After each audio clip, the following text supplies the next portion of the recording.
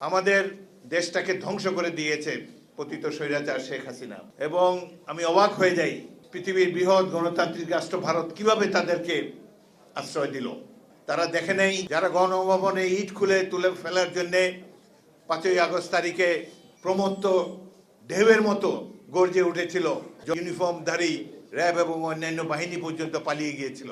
এই দৃশ্য দেখার পর তারা কিভাবে কল্পনা করে, কিভাবে হিসাব করে বাংলাদেশ দখল করতে কতদিন লাগবে। এই যে দাদাগিরি করে প্রতিবেশীকে দাবিয়ে রাখতে চায়, এটি একবিংশ শতাব্দী মানুষ তো গ্রহণ করবে না। বাংলাদেশ তো মোটেই না যারা যুদ্ধ করে স্বাধীন হয়েছে। আমরা একটা নতুন বাংলাদেশ সৃষ্টি করেছি 9 মাস সংগ্রামের মাধ্যমে। যেই স্বপ্ন দেখে আমরা যুদ্ধ করেছিলাম, সাম্য, মানবিক মর্যাদা, সামাজিক সুবিচার, এটি আওয়ামী লীগের দুঃশাসনের ফলে হাওয়ায় মিলিয়ে গিয়েছে।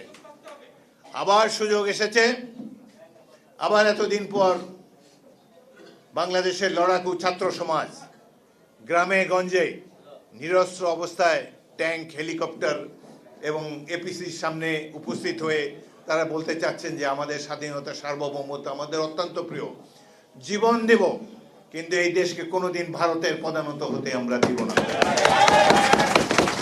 এই হোক আমাদের শপথ। এই দেশ একটি জনযুদ্ধের মাধ্যমে স্বাধীন হয়েছে। সাধারণ মানুষ যুদ্ধ করে এই দেশের স্বাধীনতাকে অক্ষুণ্ণ এবং সার্বভৌমকে সঠিক এবং যে কোনো ধরনের কালিমা মুক্ত রাখবে, এটি হলো আমাদের শপথ।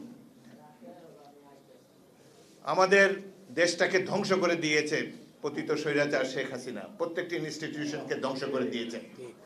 আজকে তিনি আবার তার সাবেক আশ্রয়স্থল ভারতে প্রবেশ করেছেন বাংলাদেশকে ধ্বংস করার জন্যে, আনস্টেবল করার জন্যে। এবং আমি অবাক হয়ে যাই, পৃথিবীর বৃহৎ গণতান্ত্রিক রাষ্ট্র ভারত কিভাবে তাদেরকে আশ্রয় দিল। তারা দেখে নেই যে বাংলাদেশের টেলিভিশন বা অন্যান্য ইউটিউব প্রত্যেকটি চিত্রে দেখা গিয়েছে লক্ষ লক্ষ মানুষের যে ঢল, যারা গণভবনে ইট খুলে তুলে ফেলার জন্যে 5ই আগস্ট তারিখে প্রমত্ত ঢেউয়ের মতো গর্জে উঠেছিল। জনতার যে ঢেউ, যেটি দেখে শেখ হাসিনা এমনকি ইউনিফর্মধারী র্যাব এবং অন্যান্য বাহিনী পর্যন্ত পালিয়ে গিয়েছিল। এই দৃশ্য দেখার পর তারা কিভাবে কল্পনা করে, কিভাবে হিসাব করে বাংলাদেশ দখল করতে কতদিন লাগবে।